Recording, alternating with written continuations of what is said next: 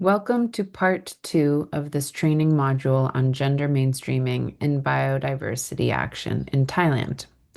I'm Laura Cooper Hall, and in this session, we're moving from the foundational gender concepts we covered in part 1 to the international policy context, the global frameworks that make gender responsive biodiversity implementation not just good practice, but a formal commitment that Thailand has signed on to.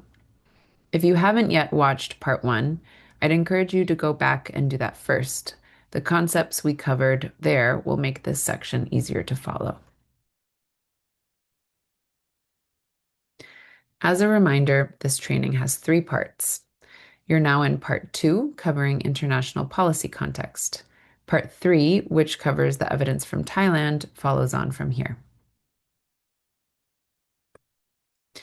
So, part 2, the international policy context. Why gender-responsive biodiversity action is a global commitment, not just a domestic one. Let's start at the foundation. The Convention on Biological Diversity, or the CBD, is the primary international treaty governing biodiversity. Thailand signed it in 1992, ratified it in 2003, and has been a full party since 2004. That means Thailand is formally committed to its objectives and to the global biodiversity agenda that flows from it. The CBD has 3 core objectives: conservation of biological diversity, sustainable use of its components, and the fair and equitable sharing of benefits arising from the use of genetic resources, what we call access and benefit sharing, or ABS. All 3 of these objectives have gender dimensions. Conservation affects women and men differently, as we saw in part 1. Sustainable use depends on who has access to and control over resources, and that is deeply gendered. And benefit sharing raises the question of who gets to benefit and who holds the knowledge that generates those benefits in the first place. We will come back to that in part 3. In 2022, CBD member countries adopted the Kunming-Montreal Global Biodiversity Framework, the KMGBF, as the current plan to implement the convention's objectives. It sets 4 long-term goals for 2050 and 23 time-bound targets for 2030. Now, any country that is party to the CBD is expected to design, establish, and update their National Biodiversity Strategy and Action Plan, or NBSAP. This NBSAP is the country's commitment and plan for fulfilling the CBD and its objectives. Thailand has an NBSAP, and it is publicly available. And for each NBSAP, countries are expected to establish an accompanying gender action plan. I will share more on this shortly. The KMGBF represents the most ambitious global biodiversity agenda to date.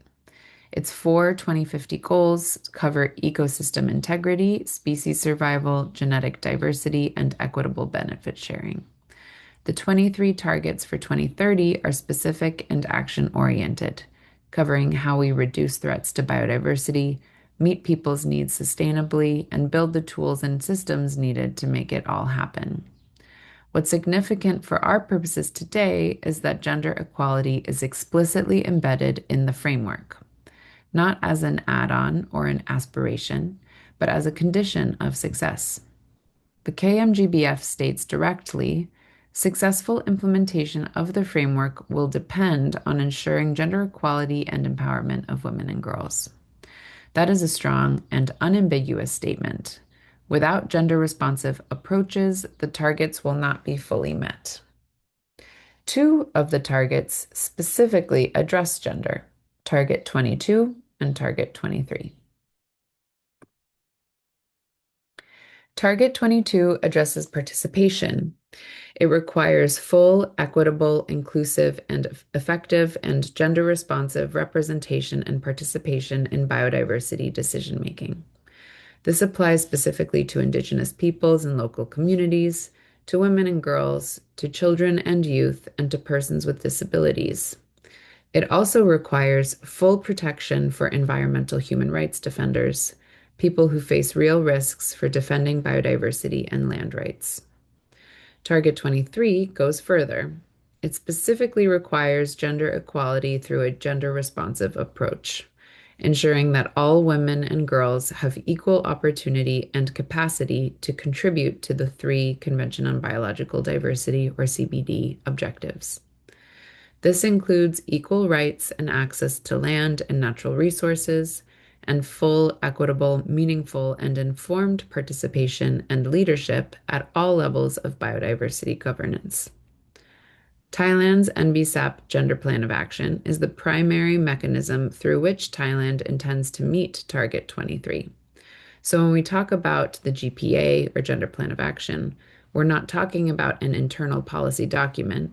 We're talking about how Thailand delivers on a specific international obligation. To support countries in meeting these targets, the CBD adopted a Gender Plan of Action at COP15 through Decision 1511. This was an important decision. The GPA provides the framework for integrating gender into NBSAPs and into KMGBF implementation more broadly. The GPA rests on 2 foundational recognitions.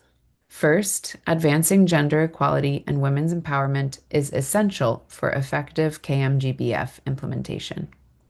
Second, women's full and effective participation and leadership in all aspects of convention processes is vital, not optional, not simply beneficial, but vital. The GPA has 3 expected outcomes. Outcome 1 is equal opportunity. All people, especially women and girls, have equal opportunity to contribute to the CBD's 3 objectives. Outcome 2 is inclusive decisions. Biodiversity decisions address the perspectives and rights of all people equally, including women, Indigenous peoples and local communities, and marginalized groups. And outcome 3 is enabling conditions. The structural conditions exist for gender-responsive implementation to happen consistently, not just in individual projects, but as institutional practice. These 3 outcomes are a benchmark against which Thailand's gender-responsive implementation will be assessed internationally. Let me show you how all this connects to Thailand's specific context. The CBD is the global treaty that Thailand is party to. The KMGBF is the current global implementation plan, with targets 22 and 23 specifically addressing gender. The CBD Gender Plan of Action is the thematic framework that guides how countries integrate gender into their biodiversity work. Thailand's NBSAP 2023 to 2027 is the National Implementation Plan, the mechanism through which Thailand translates these global commitments into national action. And the NBSAP Gender Plan of Action is the tool that ensures the NBSAP itself is implemented in a gender-responsive way. I want to emphasize the last connection because it's important to understand clearly.